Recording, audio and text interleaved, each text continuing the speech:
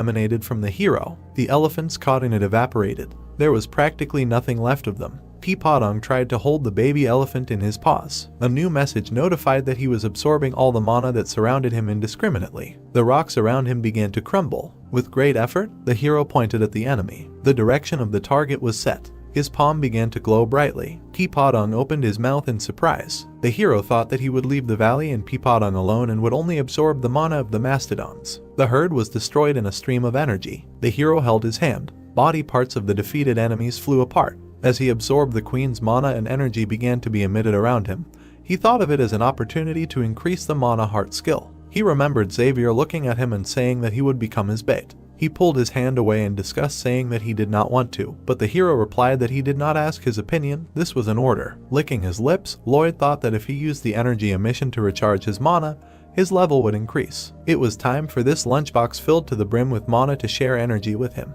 Later, he held a shovel from which fire burst out, after which he fell face down on the ground. Lying on the ground, he was surrounded by a glow. Super emission. The crowns of the trees were bending under the effect of the emission. The hero thought that the entire environment was being destroyed. This cannot be allowed. With an ominous smile, he put out his hand, deciding that he needed to focus on absorbing only Xavier's mana. But the guy calmly watched what was happening. Lloyd laughed evilly, saying that he would suck everything out of him. But a red window appeared, saying that his pathetic body couldn't handle this kind of mana. Blood spurted out of Lloyd's mouth. He then fell into a pool of blood. Xavier looked at him silently. After kneeling down, he asked Lloyd if he was okay, who replied that he thought this webtoon had an irregular script. He thought that even though he failed that time, he was still able to choose a target and direction. He held his hand holding the enemies, telling them that all their mana was now his. As he continued to absorb mana, messages appeared saying that he had exceeded the amount of mana that could be absorbed. The mana heart was expanding against his will. He had absorbed a large amount of the skill. Blood came out from between Lloyd's teeth. This was the rotten mana of the undead. It was different from poisons. Thinking about the bright sphere, the hero reasoned that he needed to rotate the rings even more actively. He needed to accelerate the rotten energy. The rotation of the rings became much faster. The hero continued to hold his hand, clenching his teeth. The mana heart has suffered enormous damage. The mana of power has been activated to heal the mana heart. The herd was dying under such an onslaught. The mana heart has suffered enormous damage. The mana of power has been activated to heal the mana heart. The mana heart skill is growing. The range of affected targets was more than 10 rows. The mana heart skill has increased. The hero opened his mouth wide and shouted. His energy selection spread throughout the entire canyon. A blue window notified that a new rank had been obtained. The palm stopped glowing. The hero silently lowered his head. A blue window appeared notifying that physical capabilities had increased by 600%.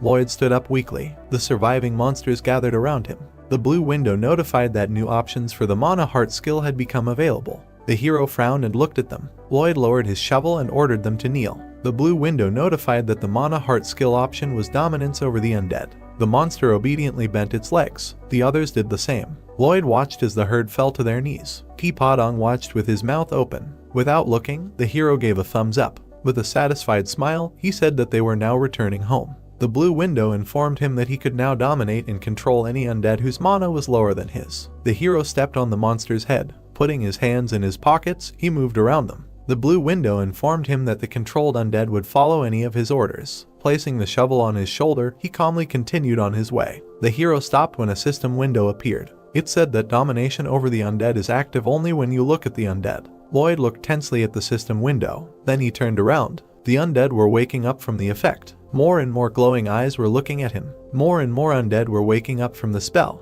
A system window appeared that the population of controlled undead was 308. In 40 seconds the effect of control will end. The countdown has begun. Lloyd is running away from the monsters in a panic. There are 27 seconds left. The guy closed his eyes. There are 18 seconds left. He pursed his lip. There are 7 seconds left. The hero ran forward and screamed. The control effect ended. Lloyd hugged the animals. The undead surrounded him. Suddenly, a rope stretched from the sky. The guy opened his eyes in shock. He was being pulled out. The undead were left far below. Lloyd looked down in shock. He looked up. Someone was flying on a bird. Xavier looked at him sternly. He took out his cool sword. The guy shouted to Mr. Kekoming to fly forward. The bird sighed melancholically. Peapodong looked at it with admiration. The heroes flew away from the herd of undead. Lloyd was dangling on the rope. The bird purposefully flew forward. Xavier prepared his sword to attack. He struck the wall. Lloyd's face twisted from the speed. Along the knight's blow, stones began to fall. They flew straight at the evil spirits. The boulders were many times larger than the monsters. They crushed them. Xavier cut the entire wall. Explosions occurred. Lloyd dangled on a rope. He watched the explosions. Coming flapped his wings. The squad finally landed on the ground. The brunette smiled and said that Xavier was a good boy. He saved his life. The knight frowned and asked, is he still able to smile? The hero looked at him in shock. The blue-haired one looked at him and said that he was his protector and should always be near him. What was the meaning of this phrase? He replied that he was fine and there was no need to get so excited. The knight did not look at him and said that he saw him when he was flying on Coming. He became bait for the monsters so that the others had time to escape. The hero looked away and said he didn't understand what he meant. He just decided to gather them in one place, then finish them off with one blow. Xavier looked at him and asked if his plan really worked. Lloyd raised his eyebrows and said that he saw it all himself. Then why was he asking what answer he expected from him? The knight shouted that he just wanted him to take better care of himself. He clenched his fist and asked what would happen if he was no longer there. The apartment complex, the sewers, everything would come to an end. Everyone's lives would be at risk. The guy frowned and said that a lot of people's lives depended on him, so he should value his life more. Lloyd asked without looking up, is that so? He raised his head and asked how many people were allowed to die next to him. Xavier frowned and said that he didn't mean that. He just couldn't stand to see him risking himself alone. The brunette said, did he really think that those damned undead couldn't hurt anyone? The knight leaned over and said that he could gradually retreat with the white warriors. The local soldiers are also pretty strong fighters. What reasons made him forget about it? He replied that it was just an assumption. How can he guarantee that no one will die? He works tirelessly. Did he know that he was ready to die after this work? The hero pointed to the side and said that he was the most important person in this county. The entire county belonged to him and all the people here were his too. He frowned and asked who would protect them all if not him. Xavier frowned and asked would he really continue to put himself in danger. Lloyd frowned and said of course, and as compensation he would take the most money for himself. The knight looked at him angrily. He clicked his tongue and told him to do as he saw fit. The guy turned away and said that she would be by his side no matter what. A system window appeared, saying that Xavier's affinity with him had increased by 15 and his sympathy level had increased by 23. He had significantly improved his relationship with the key character, so he received a bonus 270 PR, and he had also risen higher in Xavier's ranking from the position of someone who needed to be protected to the position of someone who deserves trust. Lloyd looked at the notification that had appeared. It said that Xavier had promised himself that he would be willing to die in his place if he ever found himself on the brink of life and death. The hero smiled slyly and said that he didn't have to do that. The knight asked what he was talking about. He replied that he would pretend that he didn't know anything.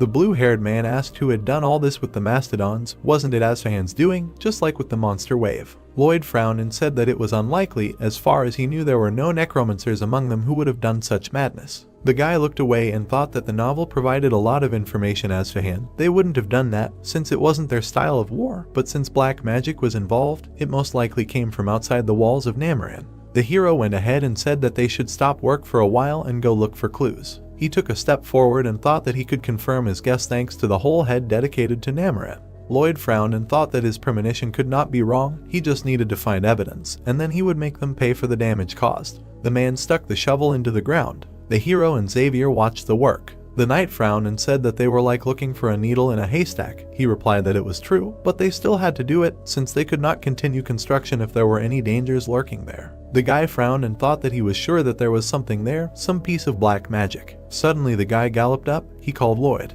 He turned around and was told that Count Cremo had arrived from the west. He asked why all of a sudden.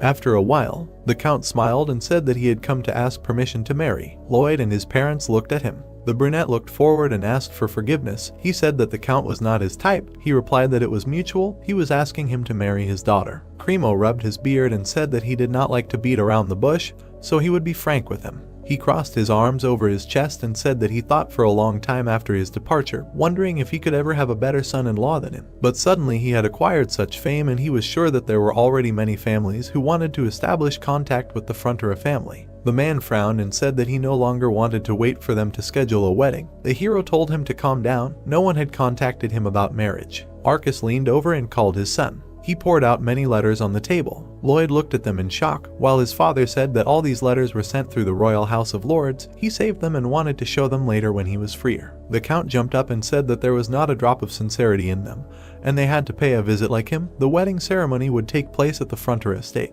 The hero turned to him and asked him not to rush so much. He said that he was truly grateful that they had honored him with such a high honor. The guy bowed and said that he apologized for not being able to follow their wishes. Not to rush so much, he said that he was truly grateful that they had honored him with such a high honor. The guy bowed and said that he apologized for not being able to follow their wishes. Cremo frowned and asked what he was talking about. He was 27 years old and still a bachelor. At this age many begin to wonder what's wrong with you since you still haven't married. He asked him to close his eyes to it. Xavier could barely contain his laughter. Lloyd asked him to stop, asked what was so funny about it. The Count leaned towards him and asked him if he really thought the Cremo family was unworthy of him. He replied that he was doing something completely different if they had only looked around, and asked him to stop and asked what was so funny about it. The Count leaned towards him and asked him if he really thought the Cremo family was unworthy of him. He replied that he was doing something completely different if they had only looked around. Christine was barely holding back her tears. She was shaking all over and said that she was the eldest daughter of the Cremo family and that she was ready to do anything for the sake of her family's prosperity and stability. The girl burst into tears and said that she was even ready to sacrifice her body. Lloyd's face darkened and he wondered if they really all thought she was marrying the Demon King. Xavier held back his laughter with all his might.